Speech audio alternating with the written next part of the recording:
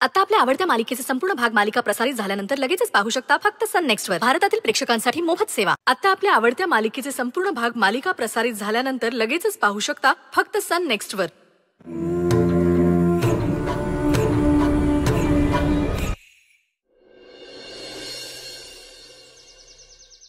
अरे सौरभ, काय प्रश्न येते? यातल्या काही प्रश्नांचा तर आपल्या कामाशी पण काही संबंध नाहीये. दादा, बाबांनी दिलेले प्रश्न आहेत ते, त्यामुळे यावर तू मला प्रश्न विचारू नकोस. जे काय असेल ते डिरेक्टली तिला विचार.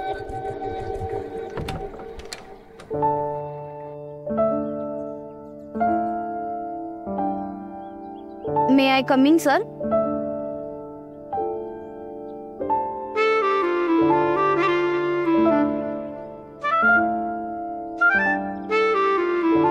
या.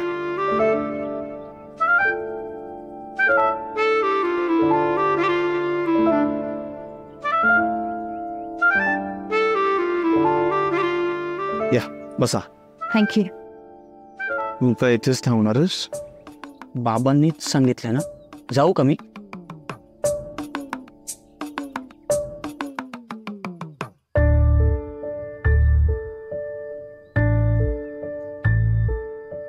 So miss Nalini, right?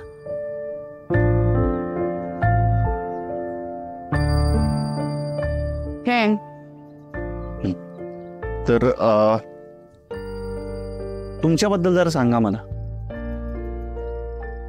माझं नाव नलिनी काशीराम गावडे. माझं शिक्षण BCom झालंय. माझ्या घरी माझा दादा, आई आणि मी असे आम्ही 3 जण राहतो. मी आतापर्यंत काही छोटे मोठे जॉब्स केले आणि एका चांगल्या जॉबच्या शोधात आहे. आणि मी तुम्हाला आश्वासन देते की मी खूप प्रामाणिकपणे काम करेन.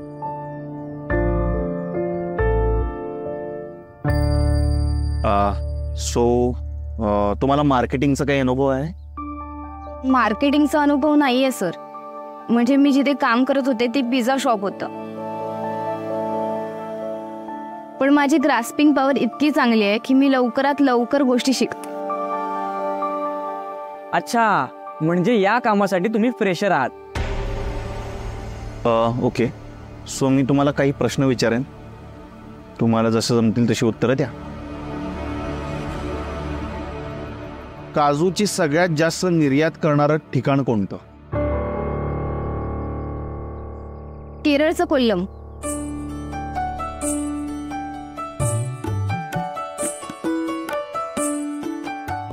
जगातला सगळ्यात जास्त काजू प्रोड्यूस करणारा देश कोणता? व्हिएतनाम.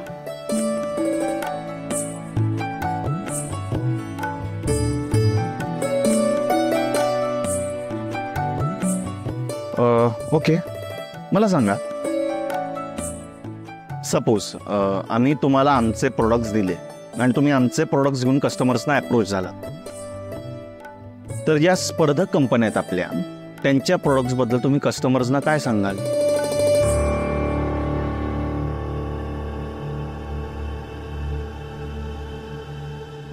ते मी कसं सांगू शकते सर? म्हणजे काही कंपन्या आपले प्रोडक्ट्स चांगले आहेत हे दाखवण्यासाठी दुसऱ्यांच्या प्रोडक्ट्सना नावं ठेवतात.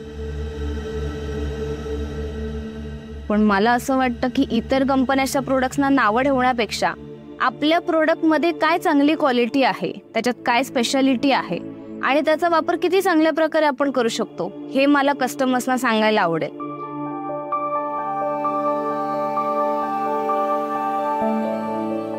गुड. सो मला सांगा, भारतीय मसाल्यांचं मधले 2 क्वेश्चन्स आय थिंक तू मिस आउट करतोस.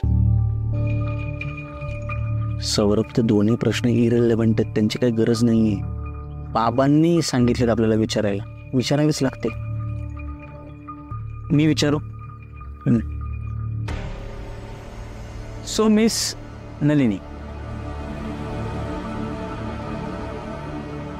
मांजर आडवं जाणं याबद्दल तुमचं काय मत आहे?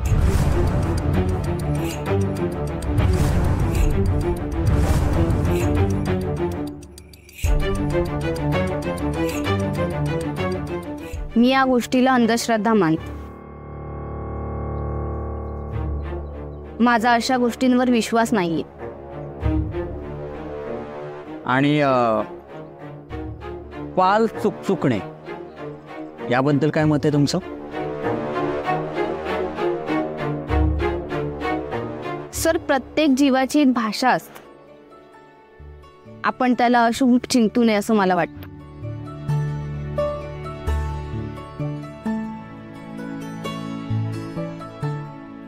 मी विचारू? हा. भारतीय मसाल्यांचं ग्लोबल लेवलचं मार्केट साईज आहे ते काय आहे? सर, मला एक्झॅक्ट नाही सांगता येणार, पण एक अराउंड 2023 प्रमाणे 1,80,000 कोटी.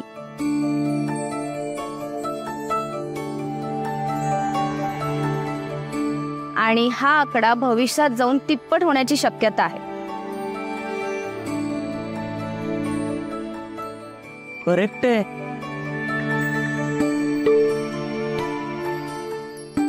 मिस नलिनी खूपच अभ्यास करून आलाय तसं दिसतंय. प्रयत्न केलाय, थोडा वेळ कमी पडला. सो मिस नलिनी, आम्ही तुम्हाला कळवू. थँक्यू.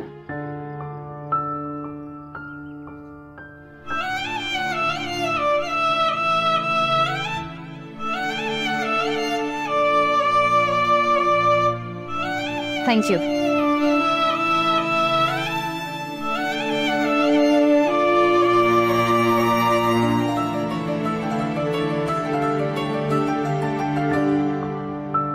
एक विचारू? विचारा ना. तुमच्या वडिलांना चालेल मी इथे काम केलेलं?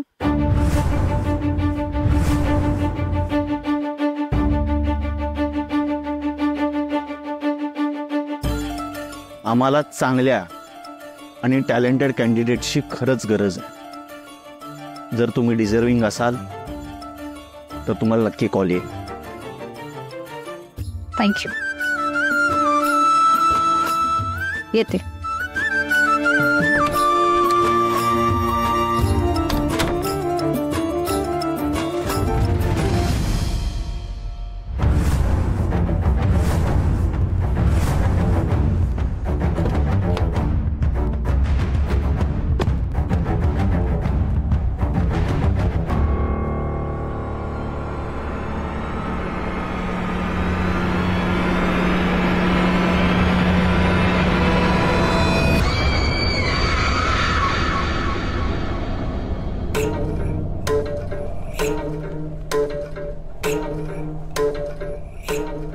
हो.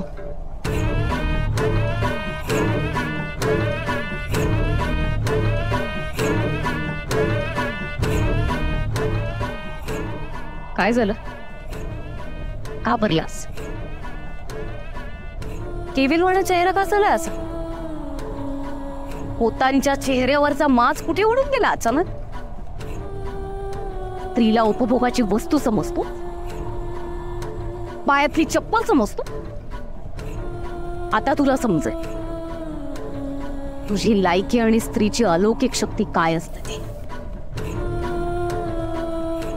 स्त्री काय करू शकते हे तुला आता कळेल. तुला ठेचलं तरी तुझी मस्ती गेलेली दिसत नाही. माझी खात्री आहे सायलीच्या प्रकरणात तूच काड्या केल्यात. शेवटपर्यंत तुझ्या मागे उभी असेल. काळजी करू नको, विश्वास ठेव.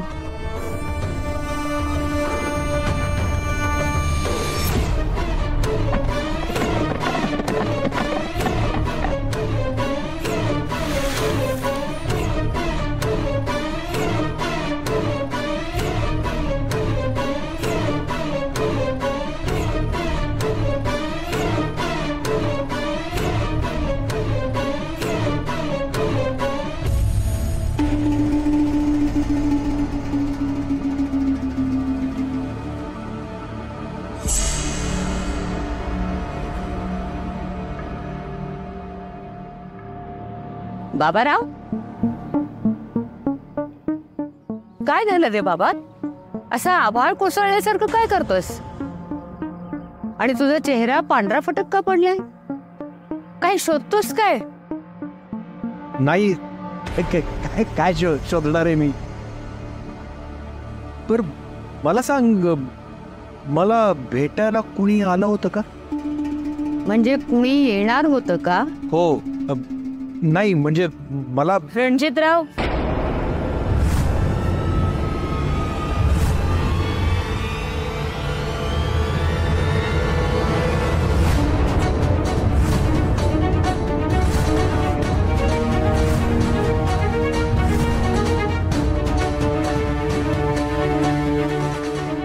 अहो बघताय काय नुसतं? थोडी मदत तरी कराल ना? केवढं जड आहे सामान.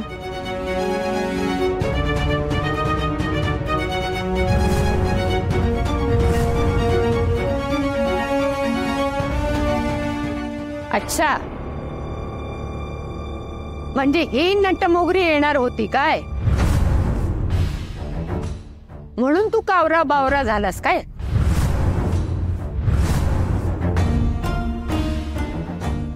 काय बाई, सगळं सामान घेऊन घरात घुसतेस का? आलेस इथे?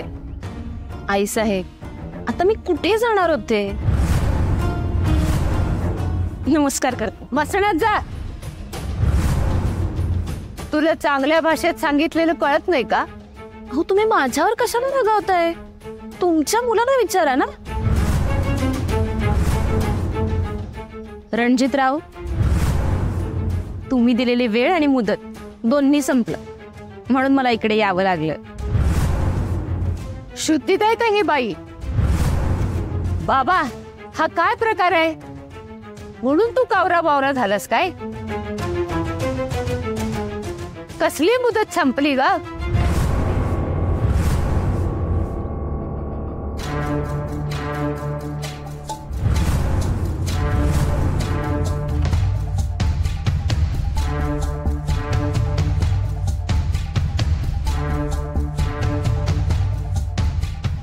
ए बाबा, तू मूग गिळून का गप्प बसलायस? इतकं बाई बोलते ही, आणि तू शुंभासारखा उभा आहेस. अहो काय आहे हे? बोला ना काहीतरी. बोल बाबा, ही बाई इथं का आली आहे? सायलीताई, इथे सामान घेऊन येण्याचं कारण काय आहे? अहो तुम्ही तरी बोला काहीतरी.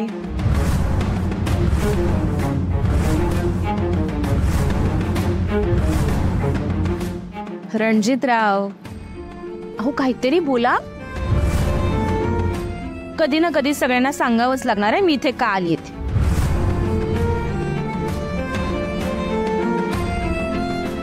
मग आत्ताच सांगून टाका ना.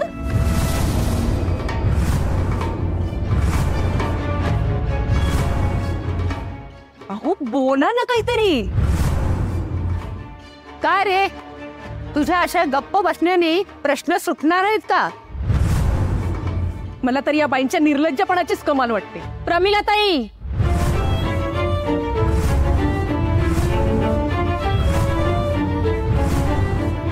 वाटेल ते ऐकून घेणार नाही मी.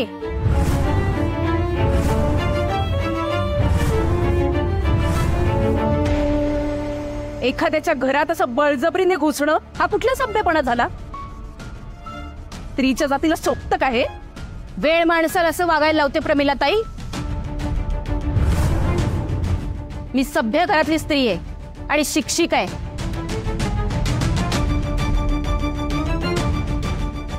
माझ्या चुका दाखवताना रणजितरावांच्या चुकांचं समर्थन करू नका तुम्ही.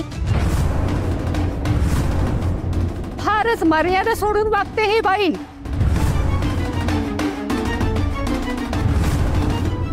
मर्यादा रणजित खोताने ओलांडल्यात आईसाहेब.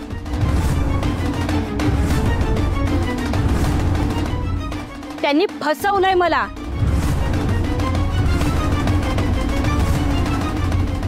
माझ्या परिस्थितीचा गैरफायदा घेऊन माझ्याशी संबंध ठेवलेत त्यांनी.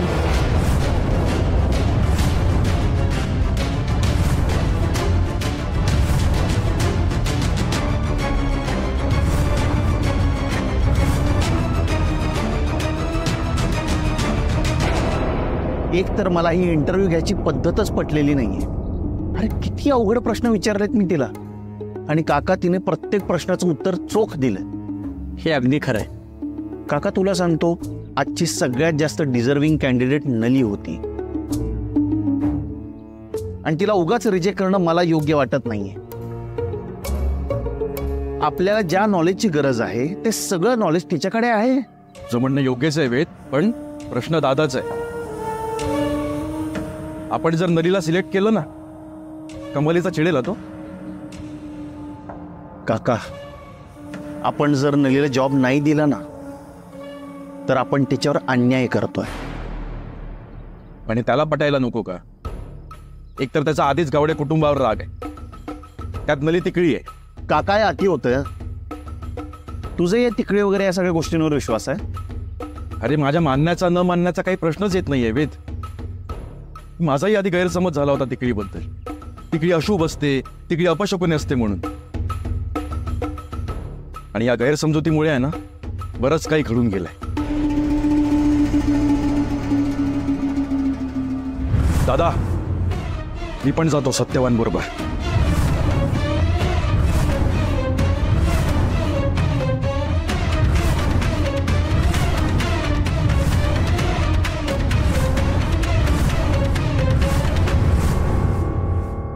अरे दादा मानतो रे या सगळ्या अंधश्रद्धा, आणि त्याच्या मनात कमालीचा तिरस्कार आहे तिकडीबद्दल.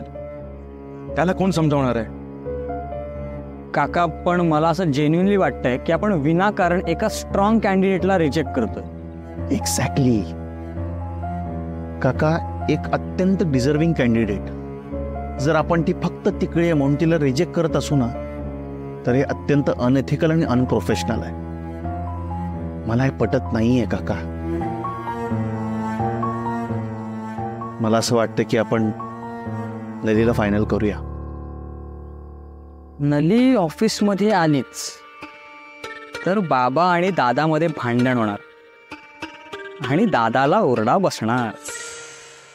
मी वर्षाला सांगतो की आपण नलीला फायनल केलंय, ती सगळ्या प्रोसिजर्स कंप्लीट करेल. आणि बाबांना काय सांगायचं ते आपण बघू.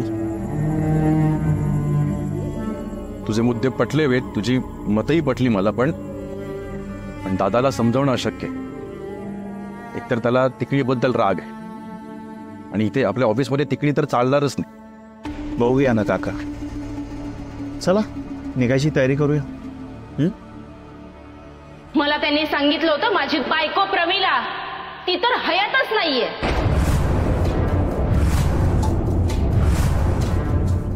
मी एकटा पडलोय असं खोटं नाटक वाटेल ते सांगितलंय त्यांनी मला.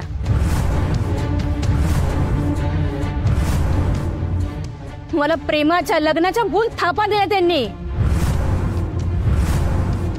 म्हणजे सापळा रचून सावध झेलणारा शिकारी तेवढा निष्पाप.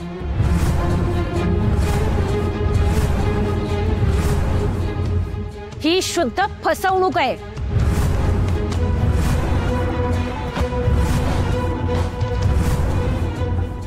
खोटे ते आरोप.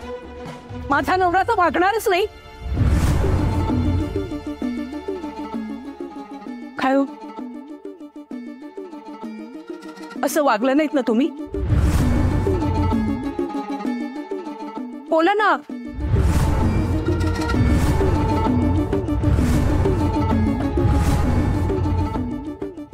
बोला. हो रणजितराव, बोला काहीतरी. कसे बोलतील ना, कारण माझा शब्द आणि शब्द खरा आहे.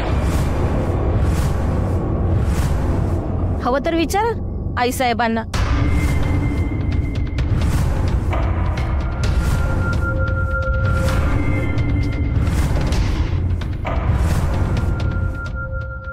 आईसाहेबांना सगळं माहितीये. मी मागेच येणार होते, पण आईसाहेबांनी अडवलं ना म्हणून थांबले होते. हो ना आईसाहेब?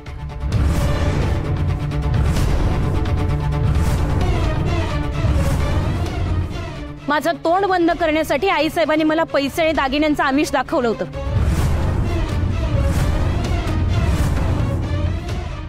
आणि मला सांगितलं होतं माझा मुलगा रणजित खोताचा नाद सोड म्हणून.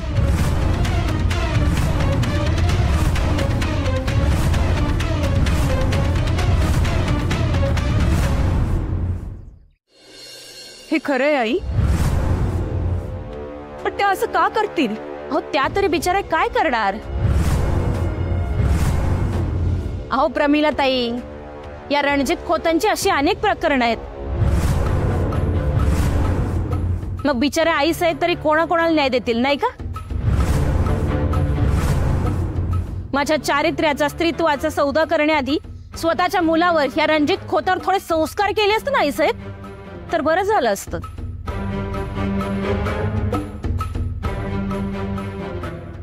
अगं तुझे जिभेले काही हाड? तमाशा करते ही बाई. बघतोस काय बाबा, ही लाज काढते आमची. मलाही असं वागायची आणि बोलायची सवय नाही आहे साहेब, आणि आवडत सुद्धा नाही. पण मी अजून अन्याय सहन करणार नाही. खरं तर मी मागेच येणार होते. वेद आणि नली घरी आले होते. खूप गुणी आहे तुमचा वेद, त्याला बघूनच मी थांबले.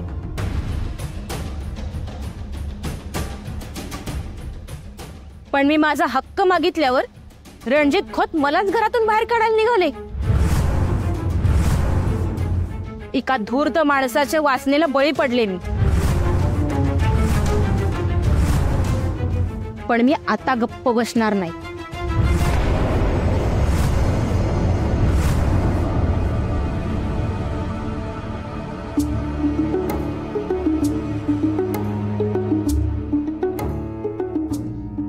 आई, खोटं बोलतेय का मी? तुम्ही पण एक स्त्री आहात ना? मग कसं सहन करू मी हा अन्याय?